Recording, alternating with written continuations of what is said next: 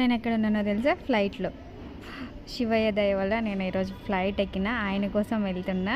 ఇంకా first time flight ఎక్కినప్పుడు పక్క సీట్లో విండోర్ పక్కన కూర్చొని బయట వాతావరణం చూడాలి కదా, కానీ నాకు విండో పక్కన రాలేదు.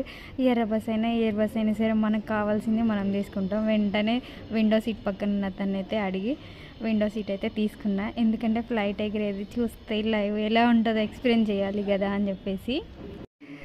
దేవుడు అనుకుంటే ఏదైనా జరుగుతుంది అంటారు. నేను ఎక్కడో పల్లెటూరులో ఉండి ఇంకా ఆయన కోసం ఫ్లైట్లో వెళ్ళడం అంటే చాలా ఆనందంగా ఉంది. ఫస్ట్ అయితే ఫ్లైట్ నుంచి కింద వాతావరణం చూస్తుంటే ఎంత హ్యాపీగా ఉందో, ఆ ఎగ్జైట్మెంట్, క్యూరియాసిటీ అవన్నీ మాత్రం భలే ఉన్నాయి. ఈ ఫీలింగ్ మాత్రం నేను చాలా అంటే చాలా బాగా ఎంజాయ్ చేసిన. ఇంతకీ నేను ఎక్కడ వెళ్తున్నానో చెప్పలేదు కదా, ఇండోర్ వెళ్తున్నా. ఇండోర్ నుంచి ఉజ్జయిని మహాకాళేశ్వర జ్యోతిర్లింగం దర్శనానికి అయితే వెళ్తున్నా. పైనుంచి కింద వాతావరణం చూస్తుంటే మాత్రం భలే థ్రిల్లింగ్గా ఉంది. కానీ నాకైతే చాలా భయం వేసింది, కళ్ళు తిరిగినట్టు అనిపించింది.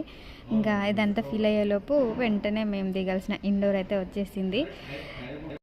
ఫ్లైట్ జర్నీ ఎంజాయ్ చేస్తున్నా అనిపించే లోపు మాత్రం మేము దిగాల్సిన ప్లేస్ వచ్చేసింది. ఇంకా నా ఫేస్ చూడండి ఎంత హ్యాపీగా వెలిగిపోతుందో. ఫస్ట్ టైం ఫ్లైట్ ఎక్కిన ఎగ్జైట్మెంట్ అయితే ప్రతి ఒక్కరి నా పక్కన చూసే వాళ్ళకి కూడా అర్థమయ్యేటట్లు ఉంది. అంత హ్యాపీగా ఎంజాయ్ చేసిన ఫ్లైట్ అయితే.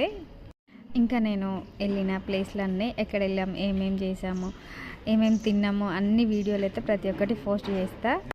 ఇక్కడ నుంచి అయితే ఉజ్జయిని వెళ్ళాలి. ఉజ్జయిని కోసం అయితే కార్ బుక్ చేసుకున్నాం. ఇంకా అక్కడికి వెళ్ళాక ప్రతి ఒక్క అప్డేట్ మీకు చెప్తూ ఉంటా.